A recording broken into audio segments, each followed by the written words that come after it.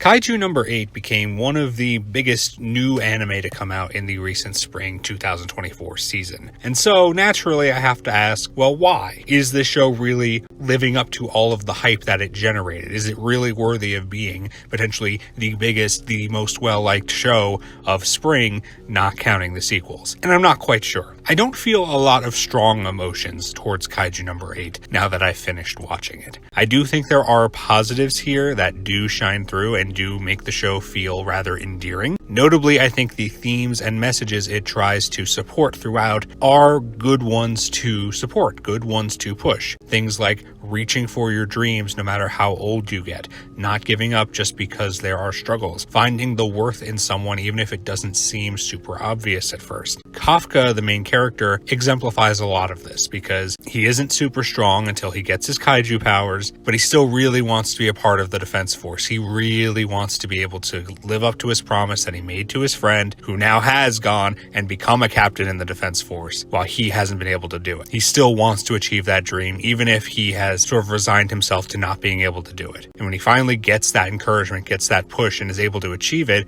it is a dream come true to him, even if he still has a long way to go before he's able to say, okay, I've reached the same level that she has. It reminds me a lot of other shows like Space Brothers, most notably, where you have in that show two brothers who both promise they're going to become astronauts, and one is able to achieve it and the other one hasn't and has kind of just accepted he's not going to be able to do it, only to finally get that encouragement again to decide, okay, doesn't matter how old I am, doesn't matter that I'm so far behind, I'm going to achieve that dream and make it a reality. And that show is a great one. It's one that's very endearing and it tells a really positive story. I see a lot of that in Kafka and in Kaiju number 8. Not necessarily with the same care as is in Space Brothers, but it's still something that I like about this show. It's a positive, and I think it is a very good message for a show to encapsulate and to want to promote. And I do appreciate that even though Kafka, he gets these kaiju powers, he is way stronger than everybody else on the defense force. He wants to try to rely on his human strength. And despite the fact that he barely gets in, honestly, there's a good chance he's only there because he's amusing to the other people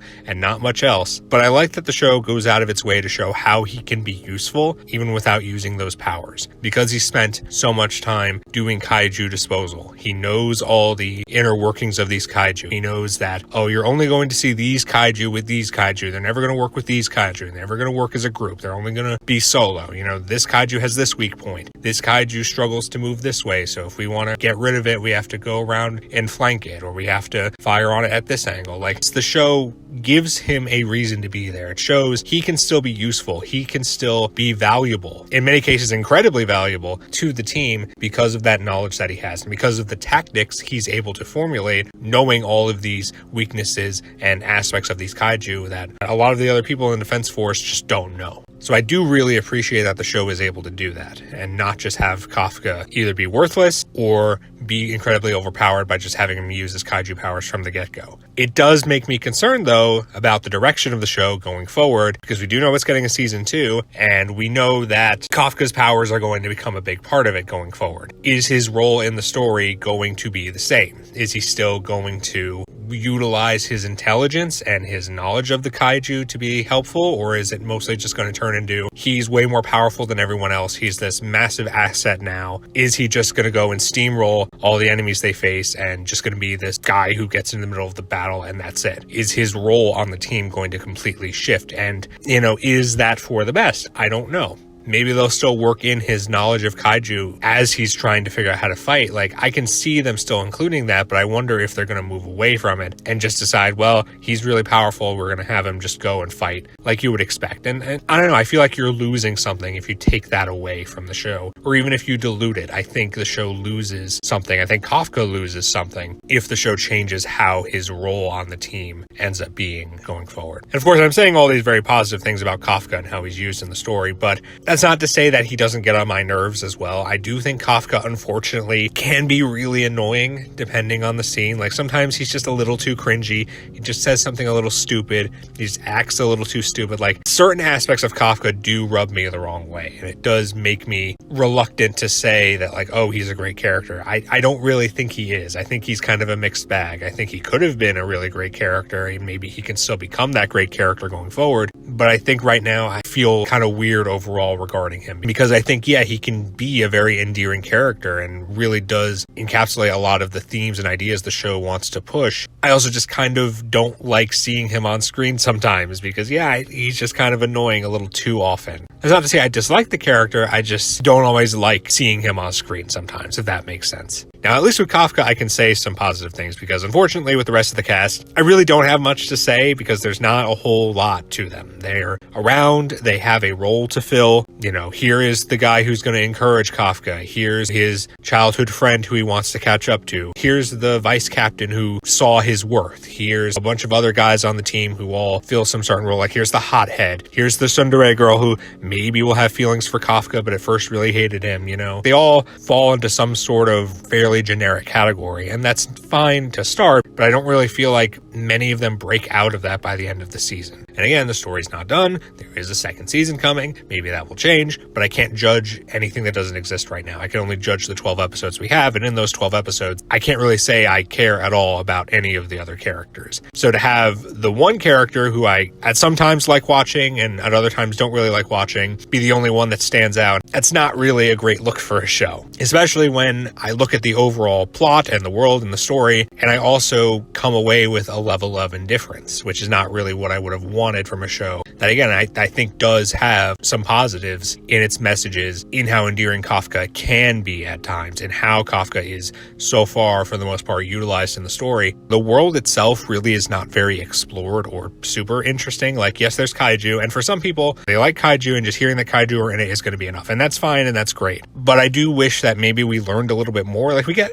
some teases about this world. Like, it's very heavily implied Kaiju are not new to this world. They have been around for a while. And that's certainly different from what I would expect from a Kaiju show. Usually like, oh, the Kaiju are new. Maybe they've been around for like 10, 20 years or something like that. But here, the implication seems to be they've been around for a while. Now, it doesn't really delve into what do the Kaiju want? Why are they here? Why are they doing all this? We don't know any of that. We may never know any of that. Hard to say if the show values delving into Kaiju motivations or where they came from or what they're trying to do. Maybe it doesn't. Maybe we'll never know any of that. And I'm sure plenty of people will be fine with that. What kind of bothers me, and I guess this is a little too particular and maybe not everyone can relate to this, but I feel like in a world where Kaiju have been around for so long, this world should look a lot more different from our own. And sure, because we're seeing it from the perspective of a guy who was a Kaiju disposal person and then becomes a member of a military force who's supposed to go out and kill Kaiju, we see the different aspects of this world compared to our own because we're seeing it through those two very specific lenses. The lens of an occupation that only exists because of Kaiju and another occupation that only exists because of Kaiju, right? So we do see in those respects how Kaiju have influenced this world. We really don't get a sense of how Kaiju have influenced regular everyday life though. And for the most part, it feels like regular everyday life in this world is not any different from our own. And I don't know if I can believe a world like that. Like, so much should be different about the way people live their lives in a world where Kaiju have been around for a long time. You can get away with that sort of thing when Kaiju are new. When a story says Kaiju have only been around for a decade or so, and the rest of human society has been the same besides that. In those kinds of stories, it's fine that not a lot has changed. But here, I feel like the world should not be so recognizable. This is a similar issue I had to Tokyo Ghoul. I don't want to spend too much time on a completely different show, but in Tokyo Ghoul, one of my biggest issues with the story was that the world was basically just our own world, but with ghouls. And that doesn't make sense for a world where ghouls have been around for so long and are a threat to humanity. Like, they should have had a much bigger impact on human history, and they just haven't. And I feel like Kaiju in this world should have had a much bigger impact on human history, and they haven't. And if they've been around for as long as the show seems to imply that they've been around,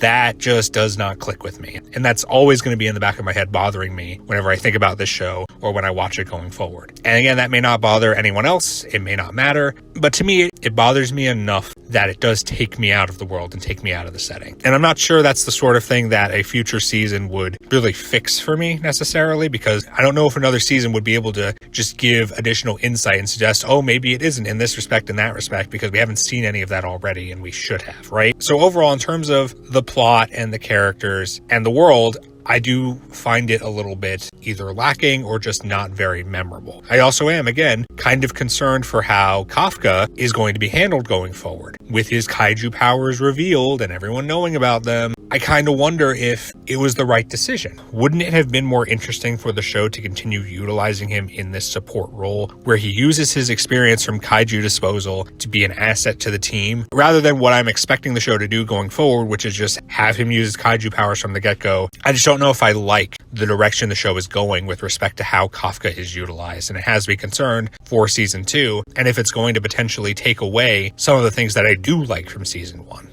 So overall, I don't think Kaiju number 8 is a show that's going to stick with me as much as I think it probably should have, because I do see the potential here for a show that could be really memorable. But I think a lot of aspects of the show are kind of whatever, are lacking, are not really fleshed out as well as they should be. And I am concerned that the things that I do like about this show may start to drift away as it goes in a bit of a different direction based on where season 1 has left off. And it ultimately leaves me wondering, would this show have become as big in a season that had more big original shows? Like if this had come out in spring of 2023, which had a lot of mega popular new anime, would this have stood out as much? Again, spring 2024 was a big season, but it was big because of sequels. If you take away those sequels, there's not really a lot left. Would this have been as big in a different season? I'm not sure. Maybe it would have been. People like to see kaiju, people like to see fights. Maybe there would have been enough there. But after watching the show myself and talking through my own experiences with it, I kind of wonder if it would have stood out in a different season. Perhaps it would have, just because, hey, it's kaiju and anime. We don't see a lot of that. But I could see the show potentially struggling to maintain interest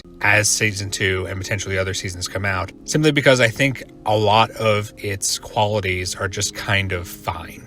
And it is an easy show to watch. It's not something that I felt like was draggy. It's not something that I really struggled to get through. But I don't think it's a show that's going to have a lasting impact on me like it probably should have. Thank you so much for watching. Like and subscribe if you enjoyed. And until next time, take care, everyone. Look forward to the next video.